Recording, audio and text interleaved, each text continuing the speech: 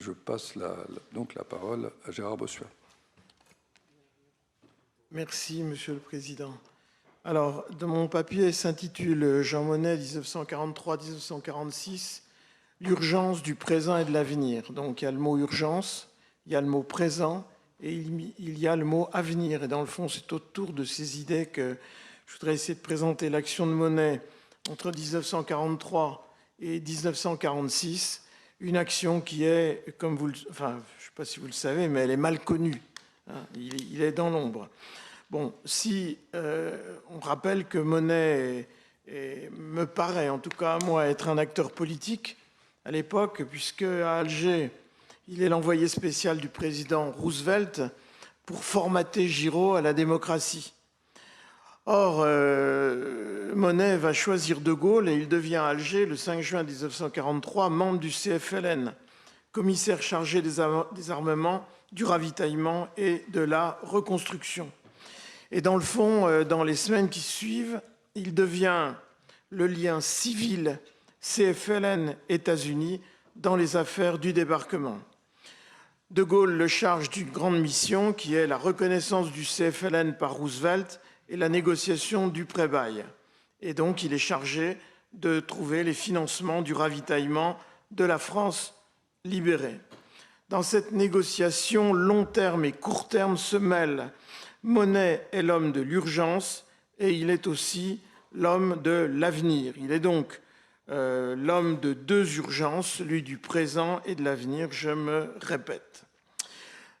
Alors, ce qui m'a intéressé, ce n'est pas tellement de décrire le personnage, mais c'est de savoir, pour autant qu'on puisse le savoir, si Monnet a donné un sens, et quel sens, à la reconstruction. Comment imaginer, finalement, modernisation, réparation, modernisation et expansion. Donc d'abord, dans un premier point, première partie, disons, on peut parler de l'urgence du politique. L'urgence primait tout en juin 1943, ou primait surtout en juin 1943 à Alger. Les Français avaient élaboré des programmes de remise en route, excluant l'autarcie et requérant l'appel au marché américain. D'abord, le plan économique d'Alger de Pierre Mendès France, commissaire aux finances du CFLN, prévoyait, en février 1944, la création d'une puissante métallurgie. Il s'appuyait sur les nationalisations et l'importation de machines-outils, sans doute allemandes, au titre des réparations. Ce plan supposait austérité et dirigisme, et cette voie s'avéra irréaliste. Un plan d'urgence de 6 mois a suivi, post-libération, élaboré dès novembre 1943 par Jean Monnet, avec Robert Marjolin, Félix Gaillard, Étienne Hirsch à Londres, Léon Kaplan, Christian Valency à Washington. Monnet écrit Valency s'était attelé à 2 tâches primordiales, l'obtention du pré-bail et l'établissement d'un programme. Or, Monnet n'avait pas les mêmes conceptions des rapports entre l'État et l'économie que Mendès France ou André Philippe, par exemple. La mission Monnet, de novembre 1943 à l'été 1944, n'a pas obtenu la reconnaissance du CFLN par Roosevelt. La négociation d'un programme français d'urgence indisposait les Américains qui se seraient contentés d'une aide gérée par l'armée américaine. Monnet ne put s'appuyer sur Hopkins, voilà encore quelqu'un proche de lui, qui était alors hospitalisé. Et Monnet fut même exclu de la délégation française lors de la visite de Gaulle à Washington en juillet 1944. Les relations franco-américaines furent blessées par l'affaire des billets de banque non reconnus par le CFLN, ce que De Gaulle a appelé la fausse monnaie. Et Monnet a été impuissant à stopper l'impression de ces billets. Les temps étaient donc à l'urgence politique, or l'accès au pré-bail dépendait de la bonne volonté de Roosevelt. Alors, les Français se sont demandé s'ils ne pourraient pas financer à court terme et sans doute à long terme aussi les importations françaises grâce aux nouvelles organisations mondiales multilatérales. En juillet 1944, la conférence de Bretton Woods prit en considération les plans de régulation des monnaies et des échanges de Keynes et d'Harry White. Alger préféra, je cite, la sauce anglaise de Keynes, on n'a pas le temps de développer. André Istel et Hervé Alphand, chargés du dossier par le CFLN, acceptaient, eux, une insertion prudente de la France dans les échanges internationaux en vue de sa modernisation, en échange d'un protectionnisme provisoire et d'une aide internationale. La faiblesse du CFLN l'empêcha d'influencer la conférence, qui révéla, à mon avis, le déclassement international de la France, en dépit des efforts de Mendès France, de Gaulle et de Monnet. Mendès France, humilié, sentit passer, écrit Jean Bouvier, le nouveau souffle américain. Un nouveau plan de 8 mois pourrait-il préparer cette fois-ci la modernisation-reconstruction de l'économie et assurer le ravitaillement civil? En juin 1944, Monnet écrit: ce programme est en réalité un premier programme de reconstruction qui contient une quantité importante de matériel industriel destiné à remettre les principales branches d'activité en état. Le plan de 8 mois avait pour objectif, en plus du ravitaillement, de fournir des matières premières, avec un but social évident aussi, mettre les gens au travail, donc ne pas les laisser dans la rue, mais ce n'était pas encore la modernisation. Il établit un programme d'importation considérable de 2,4 milliards de dollars qui aurait été financé par le prêt-bail, par un prêt américain, etc. Je ne peux pas rentrer dans les détails. Mais il me semble qu'à ce moment-là, Monnet est dépassé par la situation politique franco-américaine qu'il ne maîtrise pas. L'accord de prêt-bail a été signé enfin le 28 février 1945. Il fait adhérer la France aux principes généraux et libéraux de la loi prêt-bail du 11 mars 1941. Outre des livraisons militaires gratuites, il faut s'intéresser à la section 3C de la loi, qui fixait un programme de fournitures militaires et civiles remboursables. Mais ces biens n'étaient pas encore de vrais outils de modernisation. Pour les équipements, on parlait alors de masse de matériel destiné à la restauration de notre appareil de production ayant une valeur pour l'après-guerre, écrivit Valency, l'attaché financier français à Washington. Les États-Unis avaient tardé à signer ce prêt-bail, le 28 février 1945, à cause de la présence des communistes au gouvernement, à cause de l'affrontement de Gaulle-Roosevelt, à cause de la soi-disant faible volonté militaire française. Monnet insistait trop sur les crédits de modernisation et peut-être pas assez sur la guerre. C'est du moins ce qu'on trouve dans une dépêche. Faut-il le croire? Difficile à dire. Bien, le prêt-bail, en fait, finance un certain nombre de produits. Par exemple, sur les biens d'équipement, 900 millions sont prévus. On en a livré 567,13, ce qui est déjà pas mal, mais c'est insuffisant. Le prêt-bail, en gros, venait trop tard pour des montants insuffisants, estimèrent les Français. Il se terminait trop tôt, le 2 septembre 1945. Dépités, Alphand, Monnet négocièrent la fin du prêt-bail, qui aboutit à des promesses de crédit. D'après Monnet, les États-Unis négociaient pour interdire toute autarcie française. D'après Monnet, Monnet les convainquit que le dirigisme français était plus circonstanciel que doctrinal, mais il obtint seulement de l'Exim Bank, l'Export-Import Bank, 550 millions supplémentaires en décembre 1945. Il me semble possible de dire qu'en décembre 1945, la modernisation de l'économie française n'avait guère avancé encore. Et ce sera mon deuxième point. Comment moderniser, avec qui et avec quoi? Est-ce qu'on peut s'appuyer seulement sur les Américains pour la modernisation, reconstruction, la croissance et l'expansion? Les Français ont tenté la carte britannique qui n'a pas fonctionné. Il y a eu un accord financier franco-britannique qui a été rapidement épuisé. La solution des accords intereuropéens a aussi été fermée. On n'est pas encore au temps de l'unité européenne, ni même d'une union douanière européenne. Et donc, en 1946, la France, pour vivre, a épuisé son capital métallique. En 1944, 1578 tonnes d'or. En 1946, il en reste 707. Donc, la moitié du capital a été épuisée. Les 2 années 44-45 furent celles de l'incertitude et du trouble. Le prêt-bail, une illusion pour moderniser et se dépêtrer d'un lacis inextricable de dépendance concrète. Cependant, la France ne s'est pas alignée sur les États-Unis à propos de l'Allemagne ni sur l'URSS. Elle a refusé de pratiquer l'exportation de produits essentiels. Elle ouvrit avec circonspection les territoires d'outre-mer aux investissements étrangers.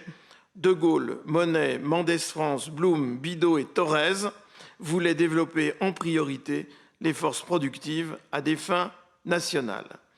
En 1945, le développement à long terme de la France, mal précisé, était fondé sur un projet national nécessitant la mobilisation des forces financières françaises et la coopération étrangère, donc à nouveau celle des États-Unis. Pour diverses raisons, un consensus traversait les trois grands partis français, PCF, SFIO, MRP, pour rejeter l'autarcie, accepter une économie de marché et donc en passer par l'appel aux États-Unis, pour des raisons différentes que je n'ai pas le temps de développer selon l'idéologie de chacun de ces partis. Dans une lettre échangée entre Lacoste, chargé d'affaires aux États-Unis, et Burns, secrétaire d'État américain, le 8 novembre 1945, les États-Unis reconnaissaient que la France contribuerait au développement mondial si elle avait la possibilité d'entreprendre et de réaliser la reconstruction et la modernisation de son économie. Voilà, le mot magique est enfin prononcé, il est écrit noir sur blanc. Logiquement, Monnet allait obtenir les crédits de modernisation en sus des 3C du prêt-bail. En signe de sa volonté de participer au nouveau système d'organisation économique, monétaire et commerciale du monde, 17 mois après Bretton Woods, le 26 décembre 1945, l'Assemblée nationale française ratifia les accords et le franc fut dévalué de 80%. Les Français acceptaient de faire de la libération des échanges et des échanges des catalyseurs de la modernisation, sous réserve d'un protectionnisme provisoire, je répète. L'avenir devenait pensable. Monnet formula un projet plus précis pour répondre au déclin de la France, un plan de modernisation et d'équipement. La planification de la modernisation avait commencé avant, mais elle avait mal tourné après le départ de Mendès France. Le 16 octobre 1945, Monnet présenta à De Gaulle en 5 pages le bilan statistique du déclin de la France, là encore des balance sheets, qui justifiait un plan. L'idée fut acceptée telle quelle par De Gaulle d'après Étienne Hirsch. Le plan Monnet, entre guillemets, mettait fin au fouillis des programmes d'importation. L'idée d'un plan construit laborieusement est fausse. Il y avait en lui, dans ce plan, du court terme et du long terme. Et il n'y aurait un vrai plan Monnet, à mon avis, qu'avec le plan Marshall. L'originalité de Monnet a été sans doute d'en faire, au bon moment, le point de rencontre des ambitions d'un peuple en renouveau autour de De Gaulle. La modernisation était bien la route de la grandeur, selon De Gaulle, et celle de l'adaptation à un nouveau monde, selon Monnet. Deux choses. L'originalité de Monnet a été d'assurer l'intendance, tout en pensant le futur à la fin de 1945. Libéral et libre-échangiste par héritage, il fut l'organisateur de la Cité, le coordinateur de l'économie concertée, le régulateur de la nouvelle société. Son originalité, sa force auront été d'agir comme un responsable politique qu'il n'était pas. Le futur, donc, ne passait plus par le charbon allemand, un dossier ouvert à Alger dans l'été 1943, quand Monnet proposa de faire de l'Europe une entité économique et politique commune, suivie par René Mayer ou précédée par René Mayer, Hervé Alphand, etc. De Gaulle voulait lui-même une union de l'Europe de l'Ouest qui contribuerait au développement économique général, mais il craignait la mainmise de l'industrie allemande sur l'Europe, alors que Monnet pensait à un marché européen contrôlé par les États.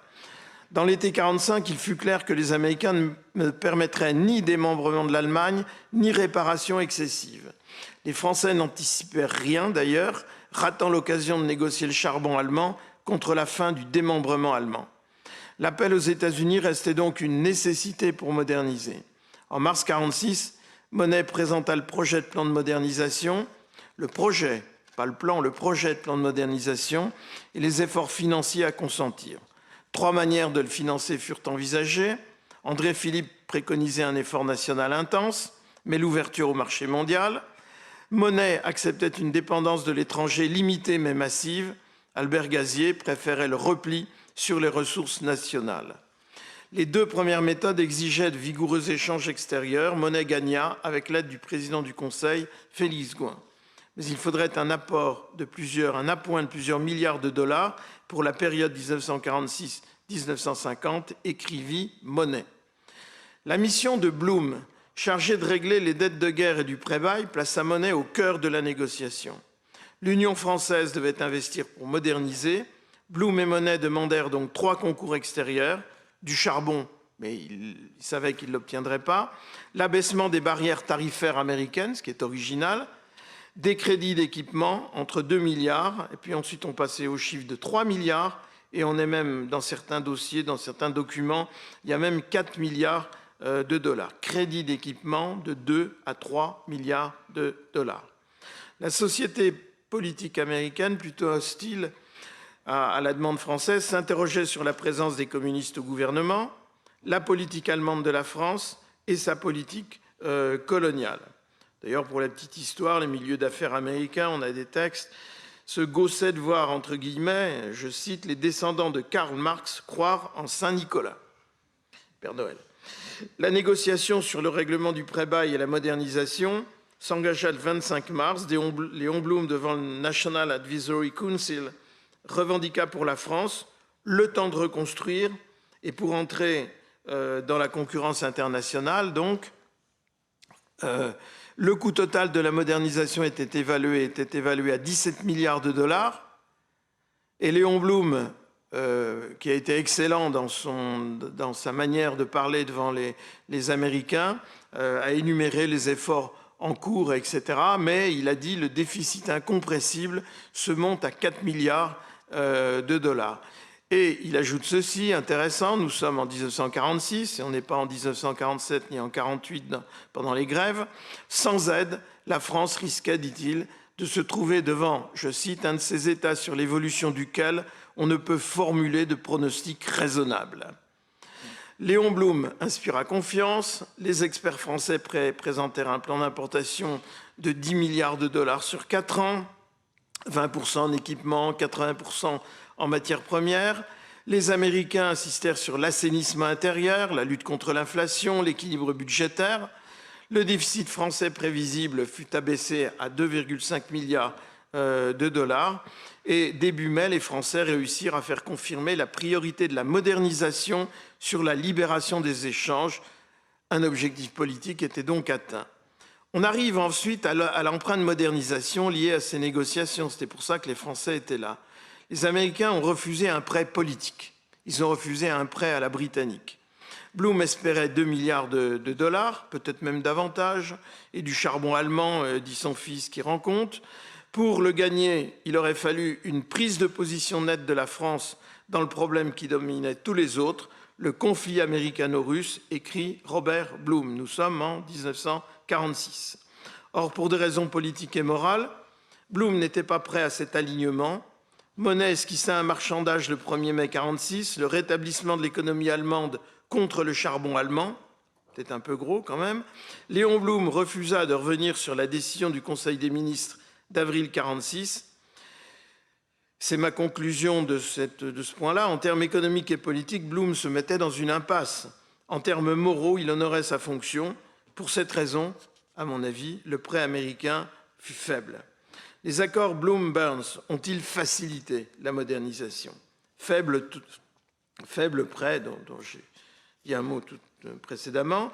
Les Américains ont consenti l'achat de surplus pour 300 millions de dollars. Reste à savoir si c'est utilisable pour la modernisation, ces surplus.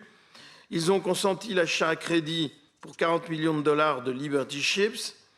Et ils ont consenti un prêt, je dirais en cash, au lieu des 2 milliards espérés, de 650 millions pour faciliter la restauration, la reconstruction et la modernisation de l'économie française. Le mot-clé était encore là, simplement l'argent n'y était pas encore. La France n'y trouvait pas son compte et elle fut desservie par sa politique générale, sa gestion budgétaire critiquable et le mythe de l'or thésaurisé. On parlait de 3 milliards de dollars d'argent thésaurisé par les Français. Un programme d'importation ambitieux et un effort d'exportation trop faible. Donc les Américains ne se montrèrent pas aussi généreux que Monet l'aurait souhaité. Guillaume Guindet écrit que Guillaume Guindet, c'est la DFE, la direction des finances extérieures de cette maison, à l'époque, écrivit que les accords ne couvrent qu'une partie de notre déficit et que les perspectives de la balance des comptes sont sombres. Et le jugement du Quai d'Orsay est identique. L'aide américaine de mai 46 était estimable, mais décevante. Et les biens d'équipement qui arrivèrent en France à ce moment-là étaient insuffisants. Il s'agissait encore de remplacer plus qu'augmenter les équipements détruits. Parmi les produits vraiment nouveaux se trouvait cependant l'outillage d'usinor, ce qui n'est pas mal, des tracteurs ou des machines agricoles. Les importations de modernisation, à mon sens, ne commencent qu'en 1947 à un rythme lent. On peut donc dire qu'après les accords Bloom-Burns, la modernisation n'était toujours pas assurée et que les ordos libéraux du ministère des Finances prenaient le pas sur les modernistes du CGP, du Commissariat général du plan, et certains au moins du Trésor. Pourquoi ce prêt ne fut pas un prêt politique? La menace de troubles en France, agitée par Blum, n'a pas déclenché les crédits, parce que les Américains n'avaient pas encore défini les moyens de mener la guerre froide. La France n'était pas encore un enjeu politique pour le Congrès américain. Est et Ouest étaient déjà en état de guerre froide psychologique, mais les moyens du combat n'étaient pas rodés. La ratification aisée des accords, le 9 août 1946, montre que la classe politique française dans son ensemble avait fait le choix de l'endettement pour moderniser dans le cadre d'une coopération internationale prudente.